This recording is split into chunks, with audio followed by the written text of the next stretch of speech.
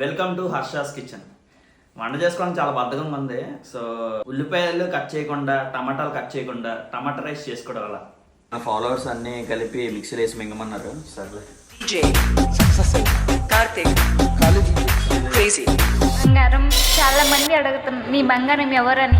ఏమన్నా తర్వాత కొంచెం నూనె వేసి ఇదిగో ఈ సామాన్లు అలా పోపు సామాన్లు వేసేయడమే. తర్వాత నాకు చేసుకుని పేస్ట్ ఉంది కదా అందులో ఇందులో వేసేయడమే. తర్వాత చేతికి దొరికిన మసాలా పొడులు వేసేయడమే.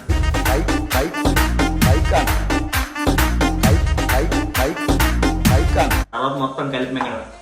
ఇందాక మనం వండుకున్న అన్నం ఉంది కదా అది మొత్తం ఇందులో వేసి కలిపి మింగేయండి. ఇప్పుడు ఇలా మిక్స్ చేసిన రైస్ని మనం డీమార్ట్లో కొనుక్కున్న 40 రూపాయల ప్లేట్లో సర్వ్ చేసేసుకోండి. బాగానే ఉంటుంది, ఉప్మాలా అనిపిస్తుంది కానీ మనం ఎంతో గుమగుమలాడిపోయిన టమాటా రైస్ రెడీ. ఇంక తినేయండి. బాగుందా అంకుల్?